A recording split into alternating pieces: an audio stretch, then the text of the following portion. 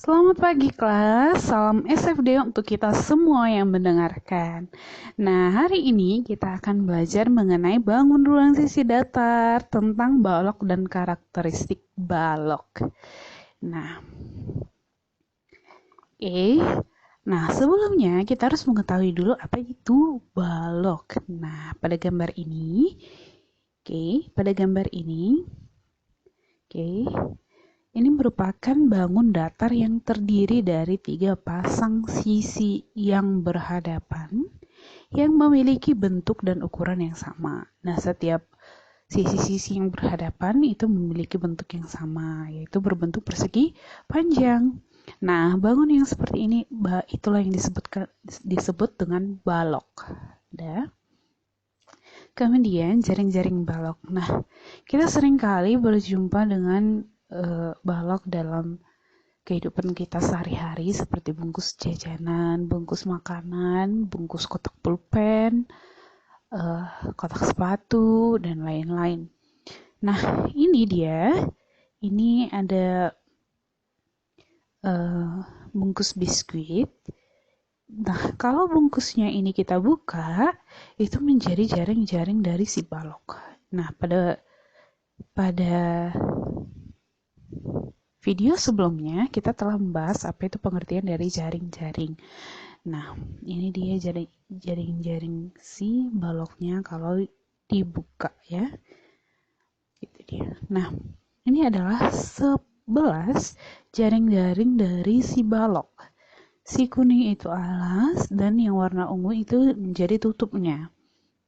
Nah, jaring-jaring balok inilah yang membentuk balok pada umumnya ya. Nah, jika kita menjumpai soal tentang jaring-jaring balok, nah inilah kemungkinan-kemungkinan dari bentuk-bentuk dari jaring-jaring balok. Begitu dia ya. Kemudian, apa aja sih unsur-unsur dari si balok itu? Nah, yang pertama itu ada bidangnya. Bidang adalah daerah yang membatasi bagian luar dengan bagian dalam pada balok. Oke, itu bidang. Berarti yang depan ini, yang di belakang, samping, kiri, kanan, atas, bawah. Oke. Pada balok A, B, C, D, E, F, G, H, bidang A, B, C, D merupakan bidang alas. Yang ini ya. Terus, bidang EFGH merupakan bidang atas atau tutup yang ini. Oke. Kemudian bidang ADHE ini ya, yang kiri ya, itu sebagai bidang kiri, dan BCGF ini yang kanan, bagian kanan, bidang ABEF yang depan, dan bidang CDGH itu yang di belakang. Oke. Kemudian rusuk. Rusuk adalah garis potong antara dua sisi atau bidang dari si balok. Oke. Nah, siapa aja sih si rusuk di sini gitu ya kan? Nah, rusuk di sini AB itu rusuk. Oke, CD itu rusuk juga. EF, HG, terus yang horizontal yaitu AE, BF, CG, dan DH. Nah, yang si lebarnya itu ada BC, FG, EH, dan AD. Nah, ini setiap dia yang searah atau sejajar itu memiliki panjang yang sama. Nah, siapa aja misalnya si AB, si DC, si EF, dan si HG itu memiliki ukuran yang sama. Begitu juga dengan AE, BF, CG, dan DH itu memiliki ukuran yang sama. Demikian juga dengan seluruh lebarnya yaitu BC, FG, EH, dan AD. Gitu ya. Kemudian titik sudut. Dari gambar itu, titik G merupakan titik sudut. Titik sudut adalah titik potongan antara dua rusuk. maka titik G adalah titik potong antara rusuk FG dan rusuk GH. Titik sudut yang lain antara lain A, B, C, D, E, F, G, H. Nah, jadi semua titik-titik sudut ini itu terbentuk oleh minimal dari dua rusuk. Oke. Pertama, titik B ini itu dari garis AB dan FB. Nah, bisa juga dia dari FB dan BC. Itulah yang dibentuk oleh titik-titik sudut ini. Itu dia. Kemudian, diagonal bidang. Nah, kalau dia disebut dengan diagonal bidang, diagonal bidang atau diagonal sisi, dia itu berada di sisi-sisinya atau di bidang-bidangnya. Seperti yang berada di alas ini. Atau berada di kiri ini atau yang di atap. Itu adalah diagonal bidang. Nah, AC merupakan diagonal bidang ABCD. AC merupakan diagonal bidang ABCD. Kemudian ditarik dari titik sudut A ke titik sudut C. Diagonal bidang yang lain adalah BD, BD. Kemudian BG, kemudian CF, AH, ED, kemudian AG, HF, kemudian AF, EB, sama HC, dan DG. Jadi, diagonal bidangnya itu ada 12. Sama ya, penjelasannya seperti kubus, diagonalnya juga ada 12. Namun, pada kubus dia panjang diagonalnya seluruhnya sama. Namun, di sini nanti dia memiliki panjang diagonal yang berbeda-beda, tergantung dari bidangnya. Nah, untuk menentukan panjang diagonal bidang, kita menggunakan teorema Pythagoras. Nah, jika balok itu tadi, gambar yang sebelumnya ini, kita pecah ya. Kita lihat si ABEF, BCF, G, dan EFHG. Ini dia, sehingga ini panjang dan tinggi. Ini dia lebar dan tinggi. Ini panjang dan lebar. Dari gambar di atas dapat kita peroleh. Yang pertama, kita lihat dulu gambar yang pertama ini. Itu sisi miringnya menjadi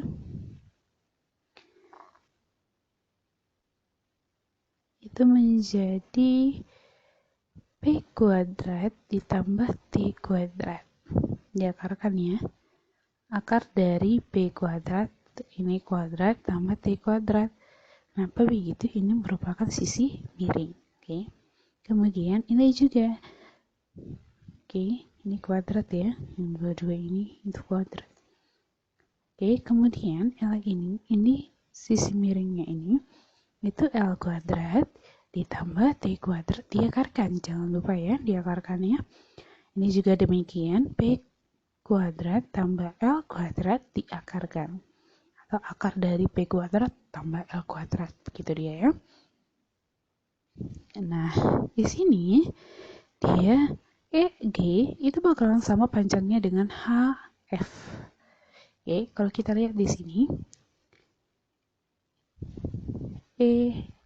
EFHG berarti atas dan bawah itu memiliki panjang diagonal yang sama. Berarti EG itu bakalan sama dengan AC, bakalan sama dengan panjangnya dengan DB dan FH. Begitu dia ya. Kemudian ED bakalan sama dengan panjangnya dengan AH, FC, dan BG. Demikian juga diagonal yang di depan. Misalnya AF itu bakalan sama dengan EB, bakalan sama dengan HC dan DG. Itu dia ya. Kemudian diagonal ruang. Nah, diagonal ruang pada bangun ruang adalah ruas garis yang menghubungkan dua titik sudut yang berhadapan pada bangun ruang. Nah, pada gambar ini bisa kita lihat langsung ya, E dan F itu adalah diagonal ruang. Oke. Nah, jadi kalau misalnya kita lihat dari bangun ini yang menjadi ruangnya itu EC, AG, BH, dan FD. Itu dia ya. Nah, untuk mencari panjang diagonal ruangnya ini juga kita menggunakan teorema Pythagoras. Nah, untuk mencari ini, kita gunakan juga dia diagonal bidang. Nah, yang ini, garis yang ini, itu kan dia merupakan diagonal bidang. Nah, tadi kan kalau kita mencari ini, itu kan dia menggunakan yang alas tadi, itu sih P dan L ya, yang berarti yang ini kan panjang dan lebarnya yang kita gunakan gitu. Panjang, lebar, berarti kita buat lagi dengan tingginya. Berarti ini sudah akar dari P kuadrat tambah L kuadrat tambah dengan T kuadrat. Berarti begitu dia ya. Ini dikuadratkan menjadi akar dari P kuadrat tambah L kuadrat tambah T kuadrat. Begitu dia ya, untuk mencari dari diagonal dari ruang si balok. Begitu ya. Nah, bidang diagonal. Nah, dapat kita lihat pada gambar berikut. Ini ada 6 dia bidang diagonalnya. Nah, namanya bidang berarti dia itu pasti membentuk suatu bangun datar. Gitu dia ya. Jadi di sini dia membentuk persegi panjang dan memiliki ukuran yang berbeda-beda. Kenapa berbeda? Karena diagonal dari setiap sisinya itu kan berbeda. Seperti ini. Ini kan diagonal alas nih. Padahal diagonal depannya, ini diagonal kiri. Jadi diagonalnya saja sudah berbeda dan panjang sisinya juga berbeda. Jadi memang dia pasti memiliki ukuran yang sama, namun bentuknya pasti selalu di antara si 6 ini. Gitu ya. Jadi bagaimana cara kita mencari luasnya? Yang pertama kita harus mencari dulu diagonalnya. Ini harus kita cari diagonal alas dan panjangnya. Setelah kita cari diagonal alasnya ini, kita kalikan dengan tingginya. Kalau ini dia kita cari dulu diagonal yang depan, kita kalikan dengan lebar. Ini kita cari diagonal kiri ya, atau kanannya, baru kita kalikan dengan panjangnya. Begitu juga dengan ini ya. Ini tadi mirip dengan yang di atas. Ini juga. Caranya ini diagonalnya sama. Bidang diagonalnya sama luasnya. Ini juga. Begitu juga dengan ini. Gitu dia. Nah, dari sini bisa kita lihat.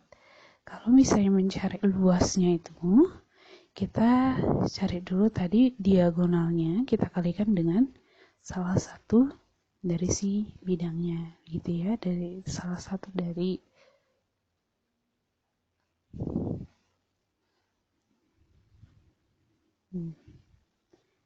Oke, jadi apa aja sih itu yang merupakan sifat-sifat dari si balok? Nah, sifat-sifat balok yang pertama memiliki 6 bidang atau sisi yang berbentuk persegi panjang dan tiap pasang sisi yang berhadapan itu kongruen. Ingat, kongruen berarti sama. Oke. Memiliki ukuran, memiliki bentuk, memiliki sudut-sudut yang sama. Jadi ya. Kemudian yang kedua, memiliki 12 buah rusuk. Nah, setiap rusuknya itu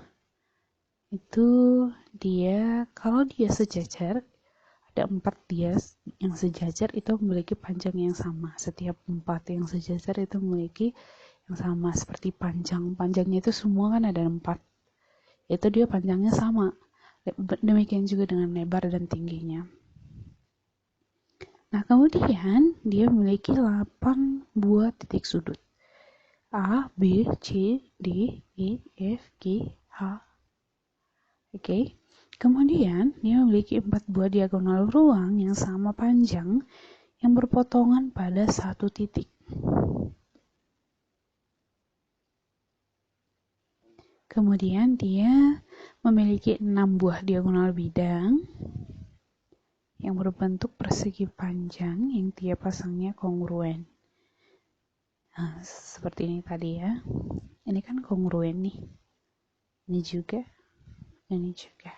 Gitu dia ya. Oke, nah ketinggalannya dia memiliki 12 bidang diagonal. Tiap bidang terdiri dari 2 diagonal bidang yang sama panjang. Gitu ya. Demikian untuk hari ini. Sampai jumpa di video selanjutnya. Salam SFD.